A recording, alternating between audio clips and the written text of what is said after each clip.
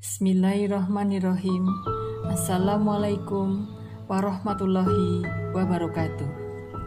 Ibu dan bapak yang berbahagia dan selalu dalam lindungan Allah Subhanahu wa Ta'ala. Amin. Sebagai manusia beriman, kita tidak bisa memungkiri keberadaan Allah Subhanahu wa Ta'ala sebagai zat yang maha tinggi, pencipta dunia dan alam semesta yang begitu lengkap dan memberikan kecukupan serta kebahagiaan bagi umat manusia. Oleh karenanya, ungkapan rasa syukur kepada Ilahi Robbi menjadi lafaz dan nafas kita sehari-hari. Manusia adalah makhluk paling sempurna di antara makhluk Allah lainnya. Manusia dikaruniakan akal, fikir, kecerdasan untuk berkomunikasi dengan berbagai simbol bahasa yang berhasil ditemukannya. Hal ini kemudian melahirkan berbagai model kehidupan yang penuh dengan adab. Karena hidup manusia yang beriman dan bertakwa selalu berpegang pada tuntunan Allah Subhanahu wa Ta'ala sebagaimana tertuang dalam Al-Quran, pedoman hidup Islam untuk kita semua yang penuh rahmah.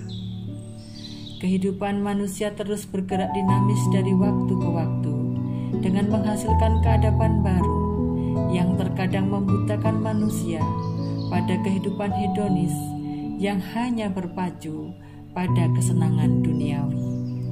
Gemerlap dunia mudah menggelincirkan manusia untuk kemudian lupa kepada Sang Khalik bahwa ada kekuatan yang maha kuat, yaitu Allah Subhanahu wa Ta'ala. Manusia mudah terbutakan pada keindahan dan kemegahan dunia dan mudah lupa bahwa di atas langit masih ada langit. Saat ini dunia sedang berubah. Dunia sedang mengalami krisis berat akibat COVID-19. Kondisi ini mendorong cepatnya perubahan sosial. Gerak dinamis manusia dibatasi. Seluruh aktivitas kerja dilakukan dari rumah untuk mencegah penyebaran. Kita diam di rumah, aktivitas kantor dan sekolah, bahkan ibadah dilakukan dari rumah. Menjaga jarak sosial, menjaga jarak fisik, dan masyarakat harus mengurangi pertemuan dalam jumlah yang banyak. Masyarakat makin peduli pada kesehatan dan masyarakat semakin cepat beradaptasi dengan teknologi. Aktivitas banyak dilakukan di rumah sebagai sesuatu yang baru karena selama ini kita semua disibukkan dengan aktivitas di luar rumah. Dan inilah yang saatnya kembali ke rumah, berkumpul bersama keluarga dan anak-anak seperti mengembalikan fungsi rumah yang sesungguhnya. Lantas apa yang kita lakukan di rumah di sela-sela waktu setelah mengerjakan pekerjaan kantor dari rumah? Mari memanfaatkan waktu dengan berbuat. Banyak waktu di rumah saat ini, bila tidak dimanfaatkan dengan baik, bisa menggelincirkan siapapun dengan kegiatan yang kurang bermanfaat.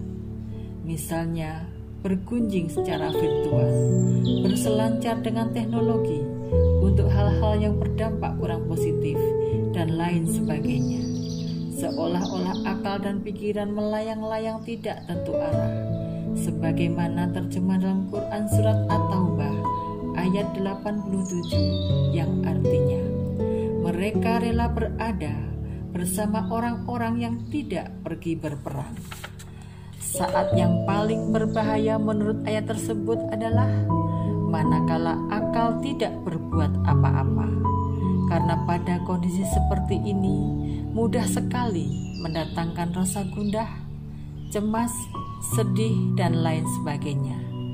Sebab dalam keadaan kosong, pikiran manusia akan menerawang kemana-mana, mulai dari mengingat kegelapan masa lalu, menyesali hal-hal yang tidak beruntung di masa kini, hingga mencemaskan kelamnya masa depan yang belum tentu dialami. Untuk itu, dalam kondisi seperti ini, tetaplah selalu berpikir jernih mengisi pikiran dengan kegiatan-kegiatan positif, mulai dari membersihkan taman-taman kecil di rumah, ruang gudang yang selama ini mungkin kurang tersentuh, dan lain sebagainya. Dan tentu saja, sebagai masyarakat akademik, kita tidak pernah lupa untuk membaca apapun untuk kemudian menginspirasi kita dalam tugas-tugas profesional kita ke depan. Isilah waktu dengan kegiatan positif dari hal-hal yang paling sederhana, karena waktu kosong itu ibarat siksaan halus ala penjara Cina yang meletakkan narapidana di bawah pipa air yang hanya menetes setiap menit 1 tetes selama bertahun-tahun, yang bisa membuat orang hilang akal karena rasa bosan yang tidak tertahankan. Waktu kosong ibarat pencuri yang culas yang akan mencapik-capik akal kita. Untuk itu, bangkitlah, mulailah dengan mengerjakan sholat tepat waktu, membaca, bertasbih, mengkaji, merapikan meja kerja di rumah, merapikan rumah, dan berbuat apapun untuk membunuh kekosongan yang ada. Bunuhlah waktu dengan pisau kesibukan yang positif. Dengan cara ini insya Allah kita semua telah mencapai 50% kebahagiaan. Berpalinglah pada para petani yang selalu penuh kerja keras mengerjakan sawahnya, meski kadang bukan milik sendiri. Para nelayan yang selalu tersenyum saat berangkat melaut disambut gelombang laut yang kadang ganas. Para pedagang kecil yang menggelar dagangannya di tanah, sabar menunggu pembeli dengan penuh senyum ramah dan sebagainya.